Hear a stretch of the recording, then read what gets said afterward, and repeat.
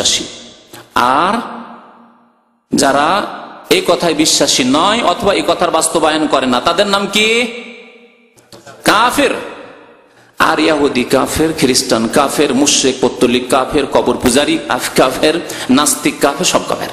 যতগুলি ভাগ করলাম সবগুলিকে এই একটি শব্দের মধ্যে সামিল। তাহলে মুমিন এবং কাফের মানব জাতি আদম সন্তান। আদম আলাইহিস সালাম তো একজন মানুষ, হ্যাঁ, আর এক মা হাওয়া আলাইহিস সালাম, আর এক মা এক বাবা থেকে মানুষ তৈরি হলো। মানুষ তৈরি হওয়ার পরে একজনের নাম কাফের আর একজনের নাম মুসলিম। একজনের নাম মুমিন মুসলিম আর একজনের নাম কাফের। কিসের ভিত্তিতে? রঙের ভিত্তিতে, বর্ণের ভিত্তিতে। যে রংটা খুব ফর্সা, দেখতে খুব সুন্দর, টল ফিগার, সেই জন্য সে মুসলিম না। আমার চাইতে আপনার চাইতে কত সুন্দর কাফের যে আছে আল্লাহ পাকে জানে, দেখার দিক দিয়ে সুন্দর কাফের, কিন্তু তার নাম হচ্ছে কাফের, তার নাম হচ্ছে কাফের। তাহলে এই যে মুমিন আর কাফের ভাগ বিভাজন হলো, এই ভাগের ভিত্তি হচ্ছে কিসের উপর? তাওহীদের উপর। যারা তাওহীদকে প্রতিষ্ঠা করলো সে মুমিন, তাওহীদকে প্রতিষ্ঠা করলো না, তাওহীদে বিশ্বাসী হলো না, কাফের। সে যে কোনো কাফের হোক না কেন। সুতরাং তাওহীদের গুরুত্ব বুঝবেন এবং তাওহীদকে প্রতিষ্ঠা করার চেষ্টা করবেন আকীদায় আমলে। তাওহীদ নষ্ট করে কোন জিনিসগুলিতে? যতগুলি শিরক রয়েছে, বড় শিরক হোক আর ছোট শিরক হোক, তাওহীদের যে মজবুত প্রাচীর রয়েছে, মজবুত ঘর রয়েছে, একে ধ্বংস করার চেষ্টা করে এই শিরকে। বড় শিরক হলে এমন মারাত্মক হয় যে একটি আঘাতে তাওহীদকে একেবারে চূর্ণ বিচূর্ণ করে দিয়ে ধ্বংস করে দেয়, আর ওই ব্যক্তিকে কাফের মুশরিক বানিয়ে দেয়। আর ছোট শিরক হলে তারপর আঘাত আনতে থাকে, আঘাত আনতে থাকে, আঘাত আনতে থাকে। আর 2, 4, 5 বার 7 বার যখন ছোট শিরক করা হয় তখন আশঙ্কা আছে সেই ব্যক্তি বড় মুশরিক হয়ে যেতে পারে।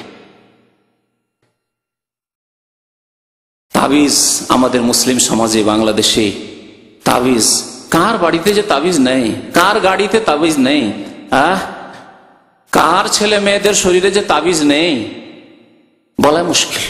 ঘরে ঘরে তাবিজ, বাড়িতে বাড়িতে, গাড়িতে গাড়িতে তাবিজ, গাছে তাবিজ, জমিতে তাবিজ, যেখানে সেখানে তাবিজ আর তাবিজ। মনে করা হয় যে তাবিজ থাকলে কোনো ক্ষতি হবে না, কোনো কিছু ক্ষতি করতে পারবে না। আর তাবিজ যদি না থাকে মহাবিপদ, মহাবিপদ। ভয়ে ভীত সন্ত্রস্ত যে কি যে হয় না হয়, ছেলে তাবিজটা কোথায় যে ছুটে পড়ে গেছে, ছিঁড়ে পড়ে গেছে, কি যে হয়, কোথায় একটা তাবিজ খুঁজতে হবে।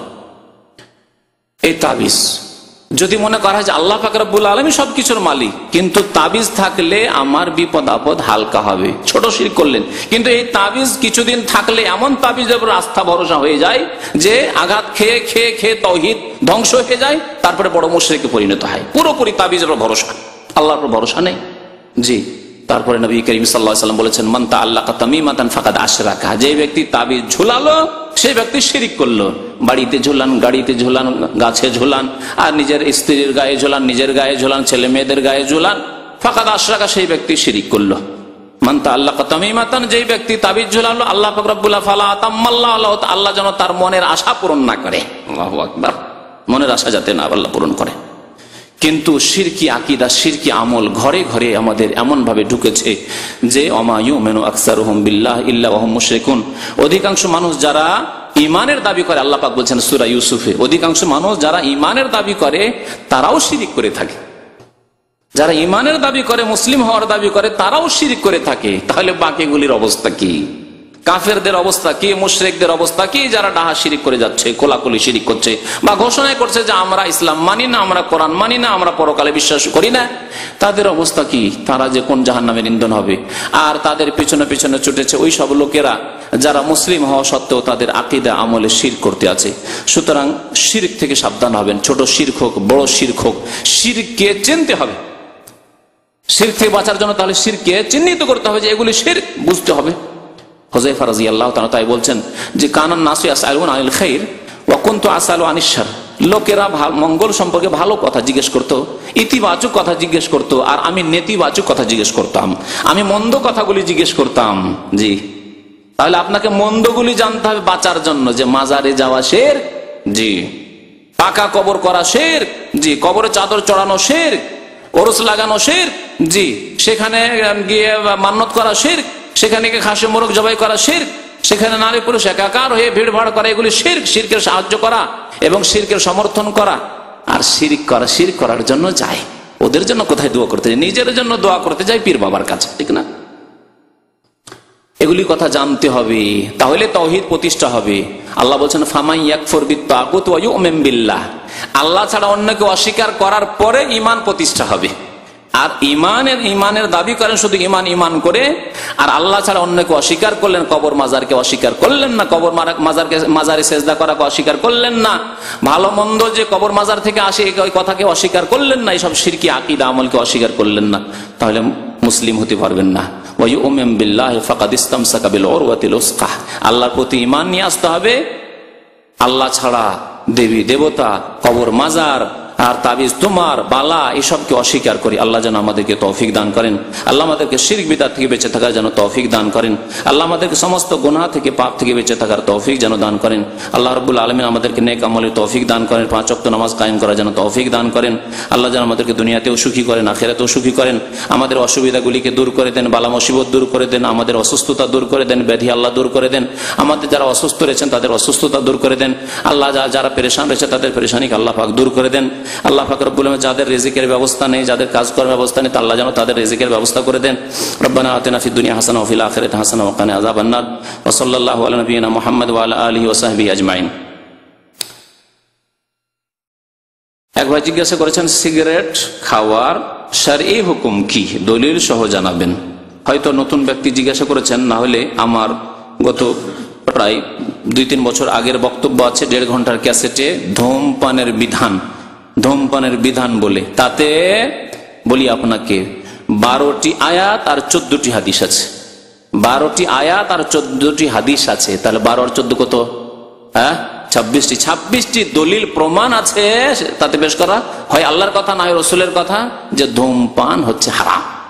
ধূমপান হচ্ছে হারাম, জি। ধূমপান মাকরুহ নয়, মাকরুহ বলে কিছু নেই, সব মিথ্যা কথা।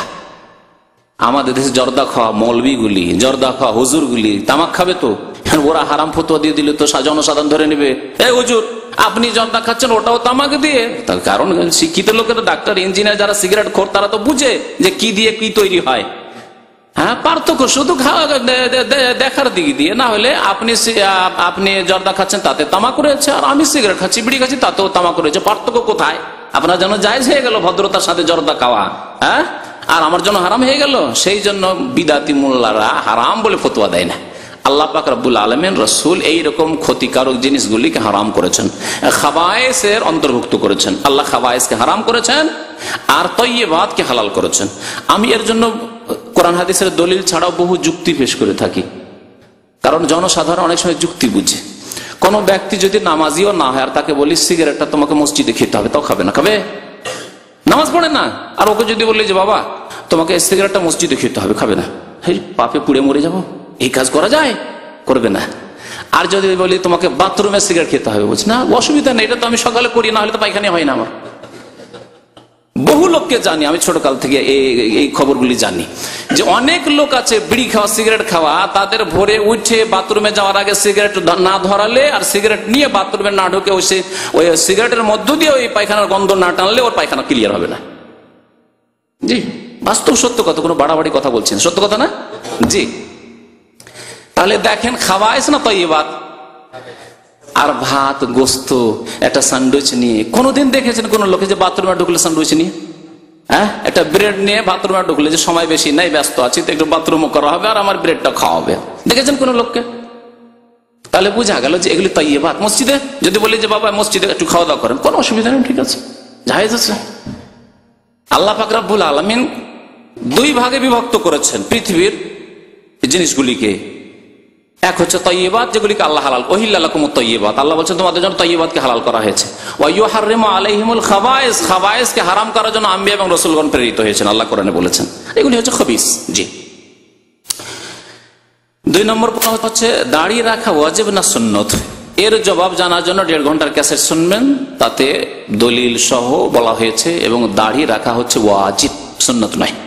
দাড়ি রাখা হচ্ছে ওয়াজিব, কারণ নবী করিম সাল্লাল্লাহু আলাইহি ওয়াসাল্লাম আদেশ করেছেন, যে আদেশ আল্লাহর রাসূলের পক্ষ থেকে হয় সেই আদেশ পালন করা, হ্যাঁ বলেন, জরুরি না আপনার খেয়াল খুশি করলে করেন, না হলে না করেন? বলেন, আপনাকে এইভাবে জিজ্ঞাসা করছি, তাহলে বুঝতে পারবেন। আল্লাহ রাসূল সাল্লাল্লাহু আলাইহি ওয়াসাল্লাম আদেশ করেছেন, আপনি কি বলতে পারবেন যে নবীর আদেশ ইচ্ছা হলে করলাম নাই না করলাম, অথচ আপনি খাঁটি মুসলিম নামাজি মুসলিম? বলেন।